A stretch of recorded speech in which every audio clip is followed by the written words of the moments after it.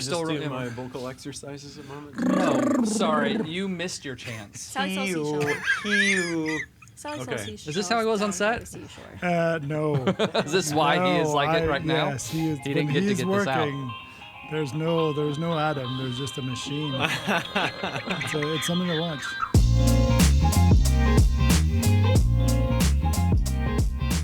Hello, everybody. I'm Shelby Dumaine. And I'm Paul Dufio.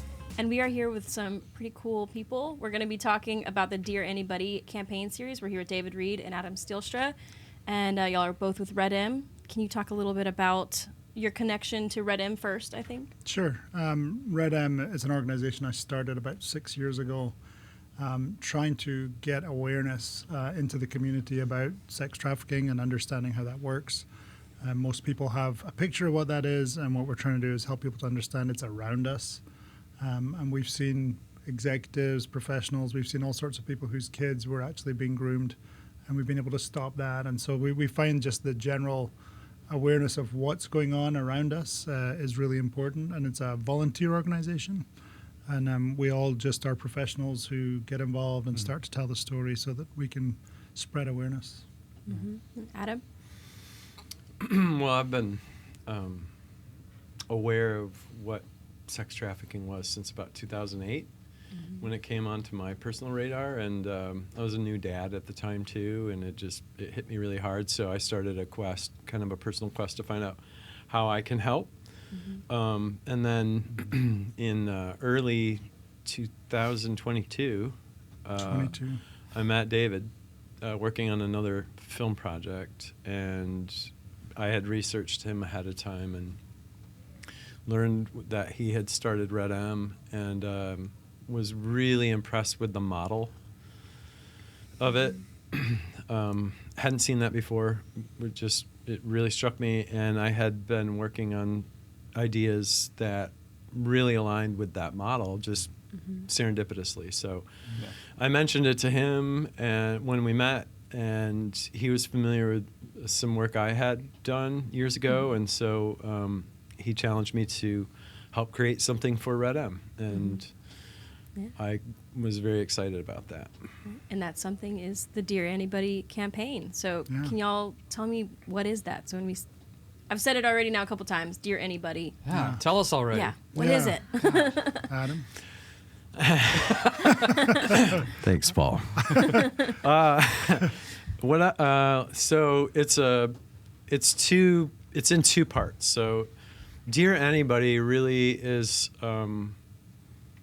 it's an opening statement on a fictitious letter that I wrote characters in desperate moments writing. So the letters that they're writing in these very compromising, very intense, very dark situations, without explicitly showing these things, they're writing these letters to anyone. They're that desperate. So that's where the title comes from. But what it is it's a PSA campaign, public service announcement campaign, and then also, what do those public service announcements drive the audience to? And they drive you to a way to help, a way to get involved, a way to join the movement, the M part of RED.M. And so we need to get people's attention, so we had to create storytelling that really does that powerfully in 50 seconds with a 10-second call to action at the end of it. But where do we send them? What do they do? Now they're interested. Now their emotions are up. They want to get involved. This is the place, I think, where a lot of organizations fall a little short. Their best intentions are there, I think, but it's not always apparent. Like, how can I get involved? Sometimes it's here's a number, here's how you can give money, that sort of thing. But this is not that. This is actual love is a verb, so it's love in action. And so you get a toolkit. There's a QR code at the end of these PSAs, and it enables the viewer to act on their emotions at the time of viewing it and get this toolkit. And this toolkit is a one-size-fits-all comprehensive collection of like think of it as like a blueprint. So it's got materials of all types: video materials, printed materials, digital materials, and it's got all of this in a tangible box, let's say, and that gives each and every person, organization of any size, shape, or form to an instruction manual on how to start an anti-trafficking movement in their community. Yeah, kind of the bigger objective as we started was to say, okay, well, we'll build a model in Houston, which we did. And we've had 3,000 or 4,000 people donate time and volunteer. And we've created different models, tried different things to work out what works for people who don't want to become anti-trafficking activists. They just want to do something. And so the model's designed so people don't burn out. They just do a little bit, and lots of people do different things. And we keep changing things in the city to work out what is the least work for people that we can get the most coverage. And so that worked in Houston. And then Adam kind of walks into my life and starts saying, you know, this, I know his skills, I know what's possible, and builds this vision, which means we're going to have to be in all cities and all over the world in time. And so we've been doing that work as well. So we've been starting to grow in cities and find people who are connected into people inside of the movement, and we're letting them start to do. So we're starting to really test the model before we even get to, running this out. So we're doing a lot of learning, a lot of growing in how we do that. And so at the same time, in parallel, we're doing the film, trying to get funds for it. We did an early fundraise that got us 2 films that we produced. And that gets people really to understand what we're talking about, because until you see it, it's hard to understand what we're trying to do. So yeah, that's kind of the strategy. that makes me think something. I mean, you just showed me the 2 this morning, and the first time I saw them, amazingly powerful, really well done.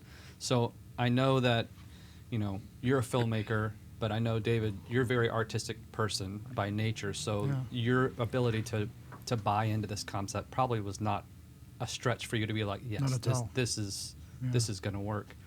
But you mentioned these are PSAs, so like, imagine there's a visual in our head of what we think of as a PSA, is a person talking to camera. The more you know, here's 30 seconds of me talking about. Can you just talk to me about the reasonings for why are we choosing narrative filmmaking rather than a case study or having somebody, speak directly to camera for 30 seconds and then have a website? Like, talk to me about some of the reasonings why we would choose this medium of an actual short film, basically. You go first. I'm interested as a filmmaker myself. No, there's a couple really strong reasons for that. First of all, I think everyone's pretty much done watching Half Dead Animals and Sarah McLachlan. In the arms. Right. Easy. It worked. Right. Covers that. It worked. I support the ASPCA, but it's kind of like, it's all been done before, and it's been done too many times. So that's one reason. There's actually 3 reasons, and the second reason would be and they're not in this order, so it's kind of a reverse order. But the second one would be the element of surprise. So that's a huge way to grab attention, and this is a really difficult subject matter. I think the most difficult subject matter, actually. It's, to me, I've said this for years, it's the most evil crime on earth, because you're killing someone over and over and over again. So I think it's worse than murder. But it's that element of surprise. So we're going to have to talk about a very dark subject. We don't want somebody who's already sad with a sad song in the background showing pictures of goodness, who knows what, for this subject. So there's that. There's the element of surprise, which is you're sitting watching something and one of these things pops up, and it's going to get your attention. They're designed to do that. They have minimal use of sound up front. They're kind of sparsely made. There's not a lot of like shot kind of things happening. It's very deliberate edits, kind of slow moving scenes, even within a 1 minute format. And then the final reason is the storytelling aspect of it. So in my heart of hearts, I'm first and foremost an artist, but I just connect mostly with the medium of motion picture storytelling because I discovered that it is the one way that you can combine so many other art forms into one final format that nothing compares to this. Like, there's no other medium out there that can grab us that fast because you have people moving in front of a camera, you have a camera that's moving, you have sound effects, you have music. You light it to influence mood and emotion. And then there's that emotional connection that people have through stories that you can't get with just pure data. Right. We could show you lots of facts and figures about the trafficking numbers, and we do that in RED.M documents and PDFs and things we send out to people, website and all that. But when we only have 1 minute to grab people's attention, the format of storytelling in a short film is the only thing I can think of that has the power to do that. We also learned early in RED.M that what doesn't work in people who fight human trafficking, and just saying it's human trafficking, you just lose tons of people. We recognize digitally that people swipe. When they see that stuff, they don't want to see it, and so the algorithms aren't feeding them any of that, which is why RED.M says nothing about trafficking in the name. And the way we talk about it is very positive. The imagery is very heavily managed because we're trying to get people to be open to the idea of hearing about this. And then meeting Adam was just, for me, his film series from 2006 world, I guess it was, the 2000s. Early 2000s, impacted my life. And I was so moved. I was just like, I'm meeting this guy. In fact, I remember saying to him, I really like Rain, and your face was very surprised. You were like, oh. And Rain was the name of one of the projects. Which, and I didn't introduce it. I love your filming. I loved Rain. Yes. And that was a nice surprise. In fact, our relationship's been full of surprise connections, but that was just, and I was just glad to meet him at the time. But the idea that he was interested in RED.M immediately just took us down this road of those were life impacting films. Right. And we both talked in those terms of, we need that to exist. There needs to be something out here that doesn't exist that people start to understand in a way that they can consume. Human trafficking happens. I think you brought up a good point of like, people don't want to hear it. It's so bad. It's really taboo hard almost. it's hard for people to horrifying. hear. So, but at the same time, I think we all have grown up going to the movies. Right. We've all grown up with that same experience of being captured by an image or by a piece of music. Yeah. And you can feel it in yourself when you're experiencing that. Yeah. So to try to get this very difficult message across with that type of medium, I think is just brilliant. It's really good. I think the way that Adam's filming and writing these, it pulls you in. Yeah. Like something's going wrong here. Yeah. I'm not sure what it is, but I want to get involved. And then when someone rescues, there's a sense of relief. But at the same time, there's also this, I don't understand what's happening here. There's you touched on a really interesting point.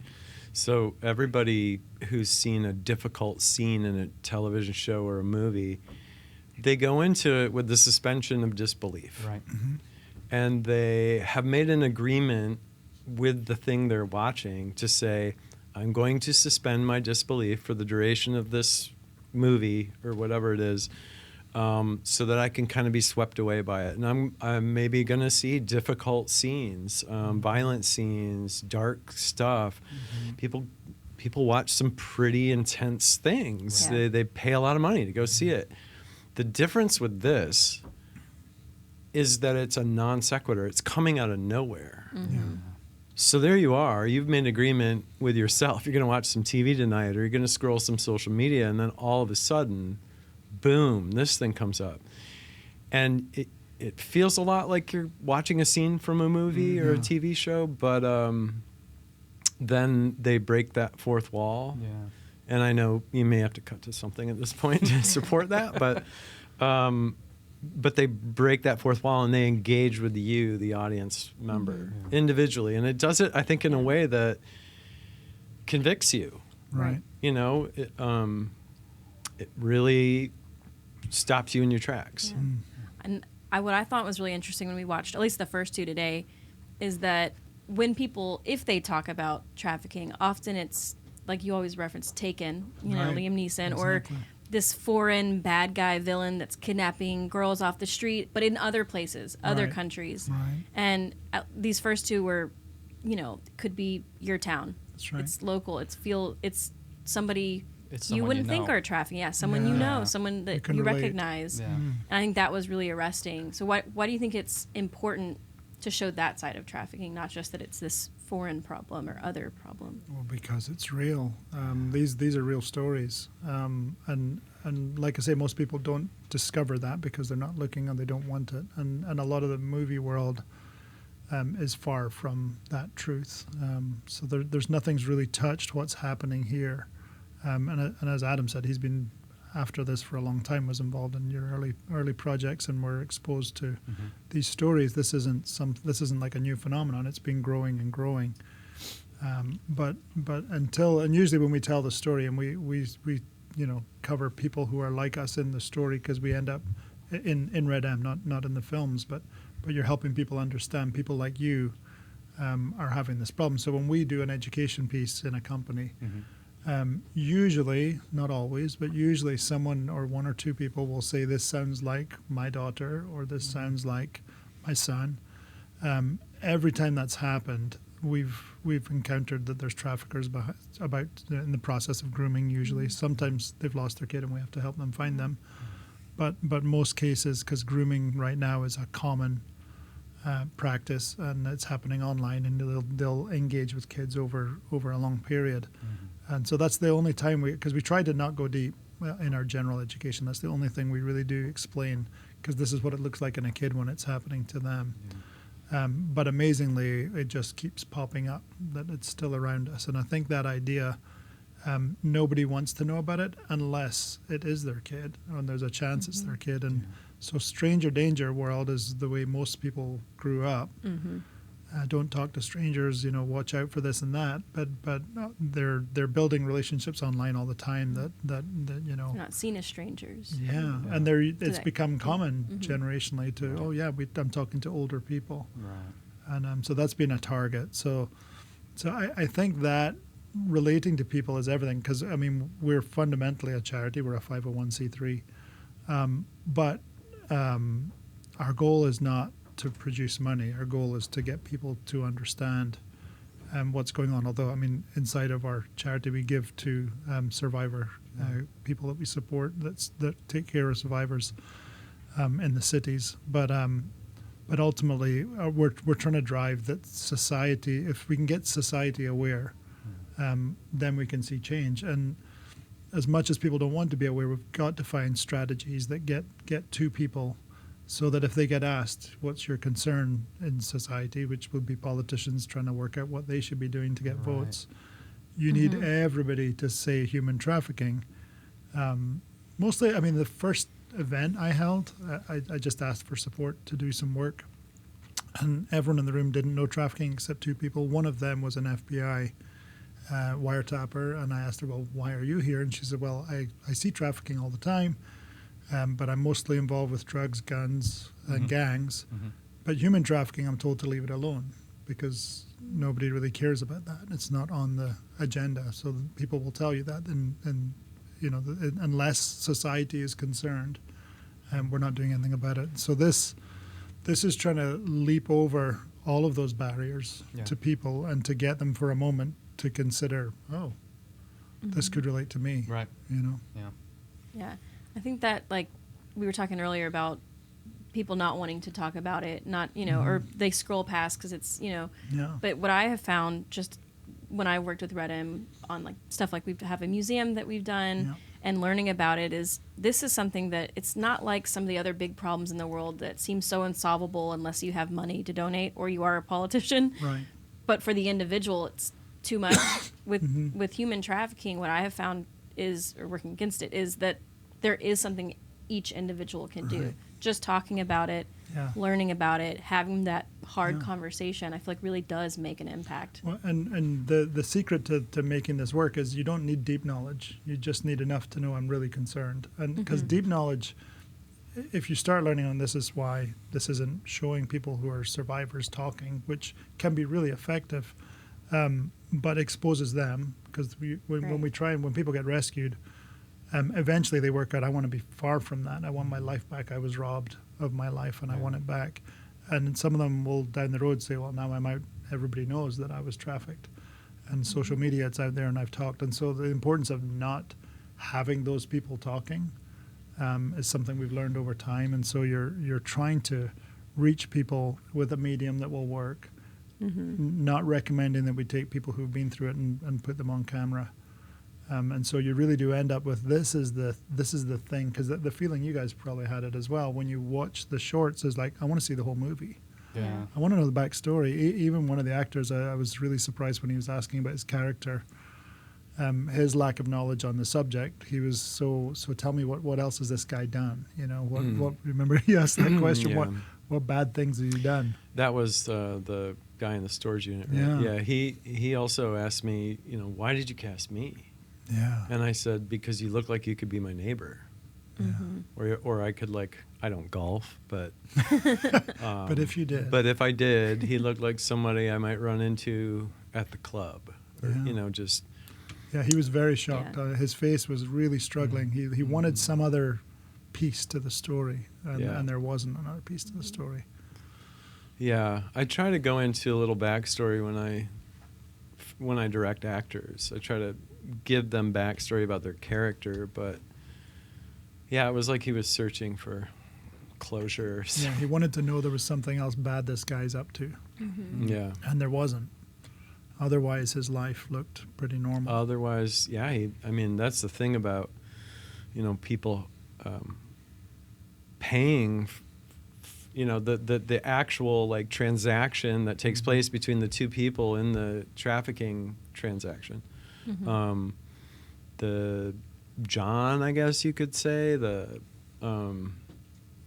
customer is on average just there's no cliche look for these people. Right. They really are, I think on average, middle class, middle-aged white men for the most part. Not the ones necessarily all doing the trafficking, but the ones entering into and engaging that could look like your good buddy or your cousin or whatever. Yeah.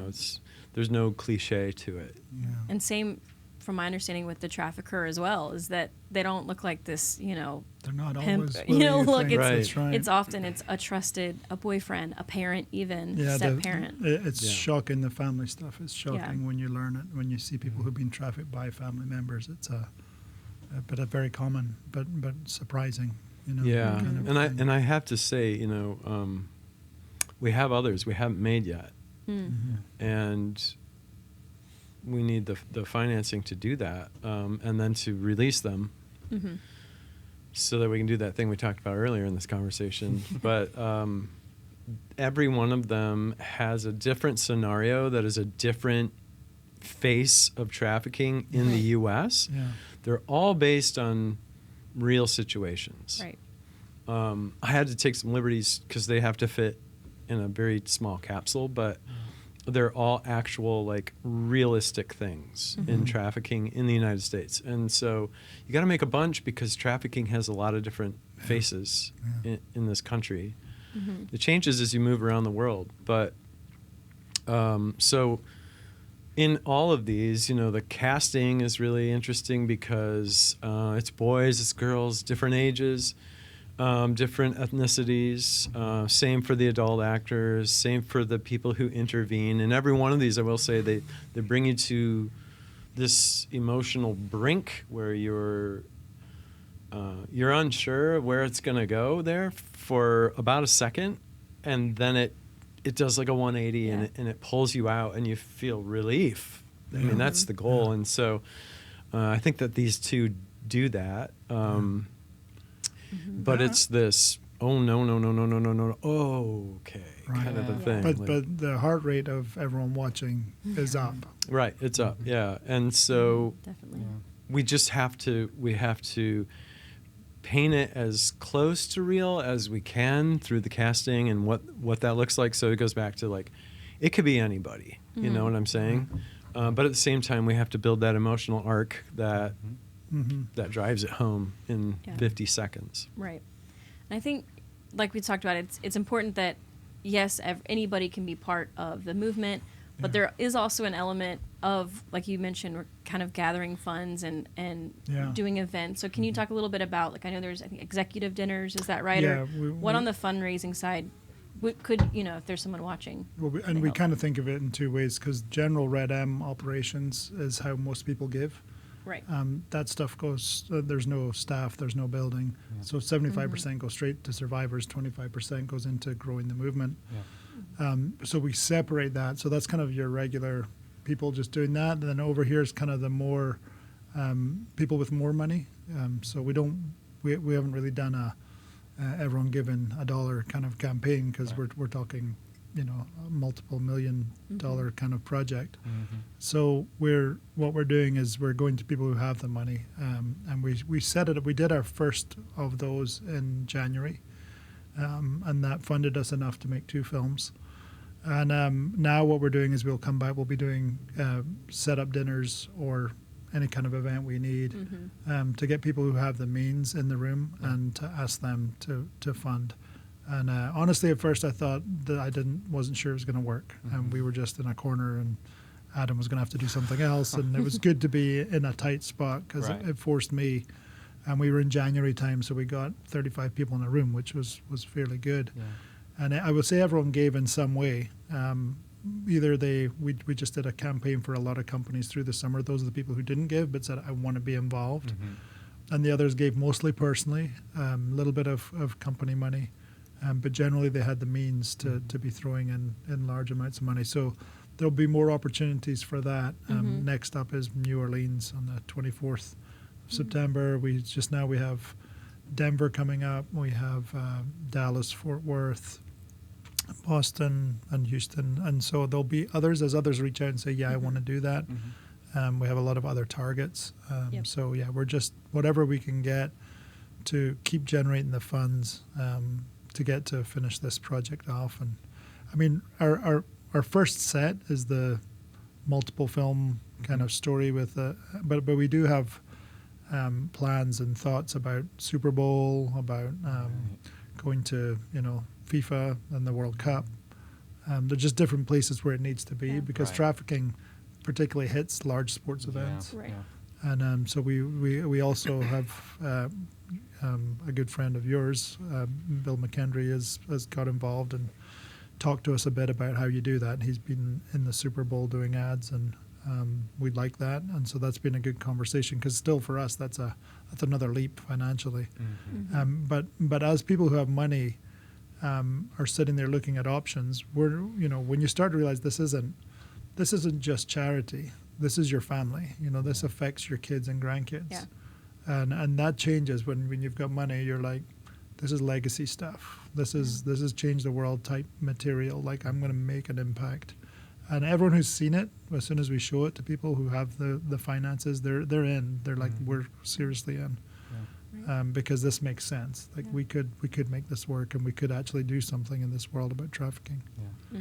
Yeah.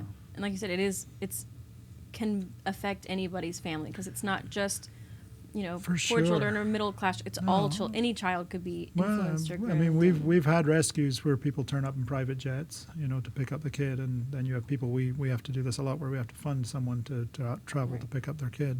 But so it touches everybody. yeah, it's an assumption that it's all international kids. Right. When you know rescues are around 80% are American-born kids or people across the board. So you know, as people get that information and start to understand everything I thought isn't what it was, you get people engaged, and Right. But there are people groups that are affected worse, but I don't think there's anyone that isn't affected. Right. So Yeah. So I want to kind of maybe go through. I know we talked about them at different points, but maybe the different like levels of participation. So at an individual, if someone doesn't really have a lot of money For to sure. give, what kind of there's events. How can that person get involved, and then we'll kind of go from okay, there. so the website you can go, which is joinredm.com. Mm-hmm. www.joinredm.com. I don't know. Anyway. On the bottom of your screen right now. Anyway, but if you go there, there's events pages. There's a donation capability, Yeah. and then there's I can't remember what they call it. Okay, there's another place for giving that includes the Dear Anybody campaign. But if you go in there, you can find everything you need, and then in your city, if we're established in your city, you can actually give to your city. Right. And so that allows to, if you're one, I want to give towards the survivor care in my city. That's how you do that. Right. The film campaign. I wish I could remember. Maybe what the it next. is. What would be if someone maybe there's not a chapter in their city? Then you reach out. So there's a hello@joinredm.com email, and you can just write and say I want to do this, and it's as simple as we've had good chapters grow out of 3 people. We have some with 1, which is harder. But you just gather, and what we also do is we look at our network and we say, okay, what town are you in? And if everyone goes to their social media and goes, who do I know in that town? Yeah. It's amazing how many people we can drum up from just our network. And so usually, and then I often will just do blind and write to everyone in that city that's connected to my LinkedIn, and they all think I send them a private note, but it's actually just cut and paste to say, you want to help with RED-M and give them a link, and people respond to that. There's people who have been seeing it. We have on Monday mornings, people take the cups and they post them. Which y'all have. Which we some of have the here. cups. We have the classic white and Yep. the red. There it is. That's great. It tastes better. It does. But we post them and everyone does it, and it allows, and what that's done is wherever I go, like people are always like, they know about RED-M Yep. because I've been seeing it, and it's simple advertising technique. If every Monday you're seeing a cup, whether you stop or not, you're still seeing RED-M. You're not seeing anything that says trafficking. You might Yep. see it in the text. Right. And it's registering, so it's been quite effective in getting the message out. So that's kind of your simple entry level. Same thing, you can write to us Right. and ask for a cup. Some of the chapters in the cities, they'll get a box of cups, and there's T-shirts and other things. But the cup is kind of the main thing that gets people just letting your network know, which is the power of network and movement. Is can we get people to do it if we do it? Everyone is nervous at first, and then you're like, you don't have to know everything. Just put it up there, and that has an awareness level that is really basic and works. So that's been good. So the website's the best way. We're on all forms of social media.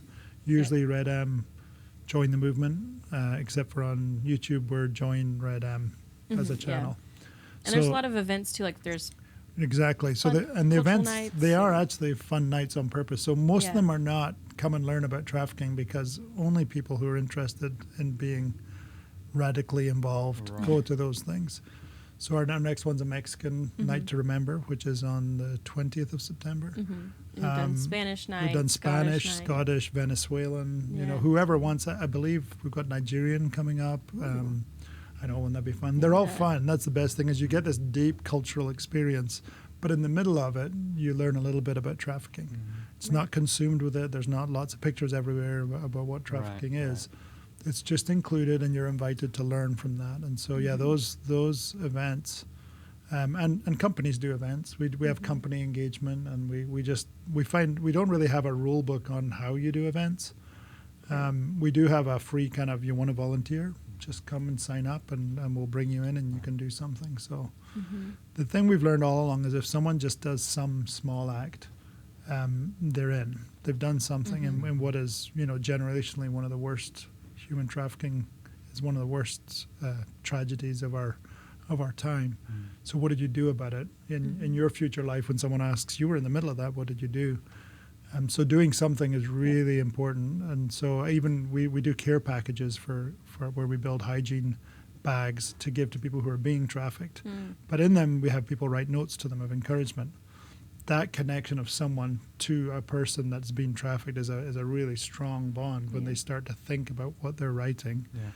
And then they realize this is just basic hygiene products. Why would they even want that? Well, because they're in what you think is sex work, but they need it because they don't get the money. I mean, if they were getting the money, this would be a futile exercise. Right. But they need basic products, which tells you they're not getting the money, which means this is trafficking. Yeah. So I think any connection, but on the website there's a bunch of things, but we encourage people to start doing things in their cities, and we're trying to make it low barrier. Yeah. You want to make something happen, make it Right. happen, we'll support you. Yep. And then so that next maybe level of, I'd say either whether you personally have funds or if you work for a company that has funds Yeah. that is looking for community investment. Yeah. What is that level? How can someone like that get involved? It's pretty easy. The what we called Summer of Love, this building these bags we just did through the summer. It was so easy. Like I think it was Deloitte who said this is the best thing we've ever seen. Like within a week you turned up, we're here, it's an Amazon list. We order, we get the stuff, we put the bags, we have the pictures. Suddenly we're all connected. So really easy. We like that. And there's other companies. DNow does their own events, and we turn up and we talk at their events. But the other thing that's been great is companies like IBM. They every hour they work, they get to the company will match their hour, and so we get money from them. And we have a lot of IBMers who are involved, and so that we get checks from them, which is great. So match programs are really good too. If someone wanted to reach out, maybe talk about options, schedule a time to meet with y'all, is that something they can do just to see Yeah. how they could donate? Or Yeah, how- the basic contact us. Yeah, it'll go in. There's about 5 of us get those emails, so Someone will get you it. should get a response. If you don't, usually it's me because I'm looking for the response. But yeah, everyone's volunteer, so that it's there. But that usually is the way to talk to all of us. And you can follow me on LinkedIn, and I've not cared about that. I've connected with everybody because it's part of being in the movement. So Excellent. So for our viewers, it's go to www.joinredm.com. I'm just glad you Right. said www. I added it in there just for you. Follow socials, both you but also REDM. Yeah. Is there anything else you want to plug before? I think that's the main thing. If you're interested in the dinners, do feel free to reach out to us. I mean, you're on LinkedIn, aren't you? I am. Excellent. Guilty. So reach out to us. We're happy to find a way to set something up in any city and make this thing happen. We're really excited to be able to share the Dear Anybody film, the campaign, and everything. I can't wait for people to see it. You know. Really well Neither can done. we. Yeah. Thank you very much. Thanks, guys. Thank you, Paul. Welcome. Thanks, everybody.